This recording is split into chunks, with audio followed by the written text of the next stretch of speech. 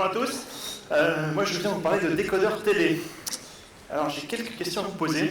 Qui parmi vous regarde la télé, que ce soit des films, des séries, du sport, sur un décodeur, plutôt un décodeur canal ou un décodeur de son FAI? Qui utilise plutôt une interface digitale, une tablette, un téléphone, un ordinateur portable? Ok. Et qui n'a que la TNT? Ok, alors on voit bien que les usages changent, il y a pas mal de gens qui sont sur décodeurs, il y a pas mal de gens qui sont aussi sur un média digital. Et chez Canal, en fait, les décodeurs, c'est toujours d'actualité. On a plusieurs millions d'abonnés qui nous reçoivent sur les décodeurs. Pour deux raisons. Principalement parce qu'en fait, aujourd'hui en France, dans les dom-toms, il y a pas mal de gens qui n'ont pas une connexion Internet suffisante pour pouvoir streamer de la vidéo en direct. Et puis, il y a des gens qui sont très adaptés, en fait, très habitués à leur télécommande et qui veulent avoir un appareil simple qui fonctionne, tout simplement, avec une télécommande. Et on peut se demander, qu'est-ce qu'on va mettre dans un décodeur? Dans un décodeur, on a envie de pouvoir voir la télé en live, d'avoir une barre de progression assez sympa, comme ça. On a envie de pouvoir revoir les programmes précédents, de pouvoir mettre en pause. On a envie d'avoir pas mal de contenu, des films, des séries récentes. On a envie d'avoir une VOD assez riche, et tout ça, on s'attend à le faire avec une télécommande. Et aujourd'hui, je vais vous présenter comment on fait pour mettre une interface au goût du jour dans le décodeur Canal. Premier choix pour avoir une interface au goût du jour, c'est de faire une interface web. Pourquoi une interface web? Le web, de base, c'est flexible. Aujourd'hui, avec CSS, avec HTML, avec les polices, avec du SVG, vous avez un rendu pixel perfect. Le web, c'est portable. Pourquoi on veut de la portabilité? Parce qu'en fait, on fait notre interface pour nos décodeurs, mais on veut aussi porter notre interface dans les autres décodeurs du marché. Et aujourd'hui, une application web, c'est portable. Vous pouvez mettre une application web dans une application web, ça s'appelle Uniframe, ça fonctionne depuis une vingtaine d'années. Mettre une application web dans une application native, c'est une WebView, ça fonctionne bien. Le web, c'est productif. Aujourd'hui, les développeurs web savent faire des interfaces web rapidement. On peut trouver aujourd'hui sur le marché assez facilement des développeurs web. C'est assez commode. Du coup, comment on fait? En pratique, on met donc l'interface dans un navigateur. Alors bien sûr, l'abonné ne voit pas le navigateur. Et on a en fait la vidéo en fond, et tous les éléments qu'on va mettre par-dessus, c'est du HTML, c'est du DOM. Et qui dit web, dit en 2019, dit quel framework web. Nous, on a choisi d'utiliser React.js, qui est un framework simple, qui est un framework qui est orienté composant, avec lequel les développeurs sont plutôt productifs. Il y a un écosystème qui est assez sympa. On utilise Redux pour gérer l'état de notre application. On utilise le routeur React pour gérer toute la problématique de navigation au sein de notre application. Et du coup, le web et React.js, ça nous permet aujourd'hui d'avoir une interface au goût du jour dans nos décodeurs. Autre choix pour mettre cette interface dans le décodeur, c'est de lui donner un rôle assez essentiel dans notre architecture. Regardons un petit peu l'architecture du décodeur. Donc on est sur un système embarqué, on a une boîte, le niveau OS, c'est du Linux. Comment est-ce que la web app qui tourne dans son navigateur, elle communique avec le matériel? Elle communique via une API REST qui est développée en Python, en HTTP, et elle communique avec un middleware qui est écrit en C++, et c'est ce middleware qui communique avec le hardware. Ce middleware, il est organisé en plusieurs composants, le player, le réseau, le scan satellite, la sécurité. Et en fait, l'API REST, elle fait juste que faire le pont entre le monde du web et le monde des protocoles bas niveau. On a une base SQLite qui nous sert juste à avoir les données programmes et la liste des chaînes. Et puis la web app, elle communique avec toutes les API Canal pour lister du contenu, faire de la sécurité, avoir des logs, etc. Tout ce dont on a besoin. Et le choix qui a été fait, c'est justement cette web app qui a un rôle très important dans le décodeur. Aujourd'hui, la web app, c'est elle qui va piloter les téléchargements, c'est elle qui connaît la liste de toutes les chaînes, c'est elle qui va piloter le scan satellite, programmer les enregistrements, c'est elle qui va appliquer la maintenance, faire redémarrer le décodeur quand il faut faire une mise à jour de l'OS. Et ça, historiquement, ce rôle c'était plutôt donné par les couches basses, par le middleware, et on s'est rendu compte qu'en fait c'était mieux que la web app le fasse, parce qu'en fait c'était beaucoup plus simple à mettre à jour, on n'avait pas plusieurs modules à mettre à jour. Et du coup, la web app, elle a vraiment un rôle central dans l'architecture. Et ça, c'est une conséquence qui est assez majeure. Ça veut dire qu'on fait tout en JavaScript. Alors si on passe l'instant troll, aujourd'hui quand même JavaScript c'est un langage qui est assez simple, c'est un langage qui est expressif. Aujourd'hui c'est quand même assez pratique. On est en train de migrer vers TypeScript pour avoir du typage statique, donc avoir plus de confiance. Et puis on n'a pas fait n'importe quoi, on a séparé la partie interface utilisateur de la partie métier. Dans la partie interface utilisateur, c'est là où on va trouver React, c'est là où on va trouver le routeur Redux, le routeur React. Et en fait, cette interface utilisateur, elle s'applique sur elle est au-dessus d'une librairie qu'on appelle le core, qui elle rassemble tous les processus métiers, le player, le scan satellite, le réseau, le stockage. Et on a différentes implémentations qui correspondent aux différents produits qu'on veut construire. Notre décodeur, le décodeur pour l'international, les téléconnectés, les box des différents FAI. Et du coup, en fait, cette partie core, dans un projet classique, c'est ce qui correspondrait plutôt au back-end. Souvent, on a tendance, avec un projet web classique, à avoir un front-end et mettre beaucoup de logique côté back-end. Aujourd'hui, nous, la logique, on la met côté core. Ce core, il est indépendant de l'interface, mais il tourne dans le même navigateur. On a fait le choix aussi d'avoir du feature switching, de pouvoir brancher, débrancher n'importe quelle fonctionnalité via la configuration. Donc ça nous permet de réagir rapidement. Il faut voir qu'on fait de l'embarqué, on ne livre pas forcément aussi régulièrement que sur un site web. Et du coup, on peut, via configuration, activer, désactiver des fonctionnalités, changer les paramètres, une liste qui s'affiche horizontalement, on peut l'afficher verticalement, on va pouvoir modifier les stratégies. Tout ce qui est constante dans le code, on va pouvoir le mettre dans la configuration et relivrer rapidement cette configuration. Et ce choix en fait de mettre l'intelligence vraiment côté web app, ça nous permet aujourd'hui d'avoir une interface au bout du jour dans les décodeurs. Est-ce que ça suffit? Non, on a envie d'avoir une interface qui est réactive. Alors c'est quoi une interface réactive? C'est une interface où par exemple quand on va changer d'émission, on va passer du foot au bureau des légendes, le matériel va nous remonter des événements. Ici, il va nous remonter que l'émission a changé, qu'on a des nouvelles langues à proposer dans l'interface, qu'on a éventuellement une nouvelle catégorie CSA, désormais c'est interdit aux moins de 12 ans. C'est-à-dire que si le décodeur a été configuré pour interdire les émissions les émissions moins de 12 ans, il faut demander un code parent. Et ça fonctionne de la même façon quand on zappe.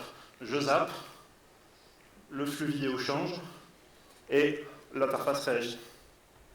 Et comment on fait ça? On utilise RxJS pour ça. Qui connaît RxJS? Alors, tout le monde ne connaît pas. RxJS, c'est basé sur les extensions réactives. Donc c'est une librairie qui est développée par Microsoft depuis une dizaine d'années pour faire de la programmation réactive. Et il y a des implémentations dans plusieurs langages, dont JavaScript. Et en RxJS, on manipule surtout la notion d'observable. Qu'est-ce que c'est qu'un observable? Alors vous connaissez tous les fonctions. Vous appelez une fonction, c'est synchrone, vous avez le résultat tout de suite. Lorsque vous manipulez plusieurs valeurs, on va parler de tableau d'itérateur. Vous allez écrire une boucle for qui va itérer et vous allez tirer les différentes valeurs que vous voulez. Mais ça reste du synchrone. Vous tirez.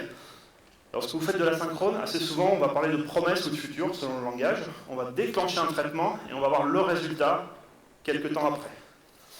En Rx, on va parler d'observable, c'est-à-dire qu'on va avoir un flux sur lequel on va démarrer un traitement et on va avoir 0, 1, 2, 3, n valeurs avec ça.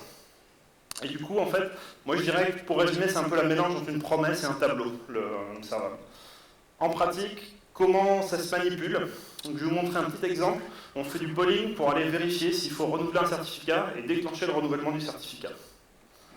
On va, à la première ligne, on va obtenir un flux qui va émettre à intervalles réguliers. Donc il va juste émettre des impulsions à intervalles réguliers. À la deuxième ligne, avec FlatMap, on va déclencher une requête pour récupérer ce certificat. Donc du coup, une fois qu'on a fait ça, on a non plus un flux d'impulsions, mais on a un flux de certificats. À la troisième ligne, on va faire un filter. Filter, c'est comme le filter sur les tableaux, ça va nous permettre de garder que les certificats qui doivent être renouvelés. Quatrième ligne, on va lancer réellement le renouvellement. On va pouvoir gérer les erreurs, s'abonner. C'est très important en RxJS de s'abonner. Si on ne s'abonne pas, on déclenche rien. Est-ce qu'il y en a parmi vous qui savent ce que c'est qu'une race condition? Ok, il y a pas mal de gens qui savent. Pour ceux qui ne savent pas, une race condition, c'est pas exactement un faux départ, mais ça s'en rapproche. La définition, c'est un défaut dans un système caractérisé par un résultat différent selon l'ordre dans lequel agissent les acteurs. Vous avez compris? Ok, pas grand monde. On va donner un exemple plutôt. Quand on allume le décodeur, nous, il faut qu'on zappe sur la chaîne d'accueil. Cette chaîne d'accueil, elle présente les programmes à venir, etc.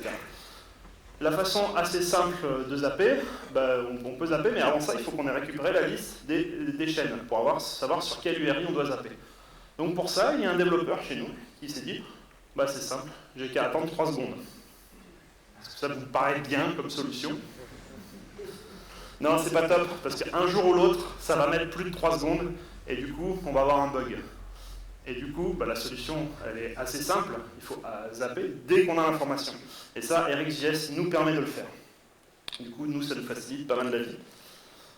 On pourrait se dire, du coup, développer sur un décodeur, c'est assez simple, on fait du React.js, on fait du web, on fait du RxJS, mais il y a pas mal de projets qui font aussi du RxJS.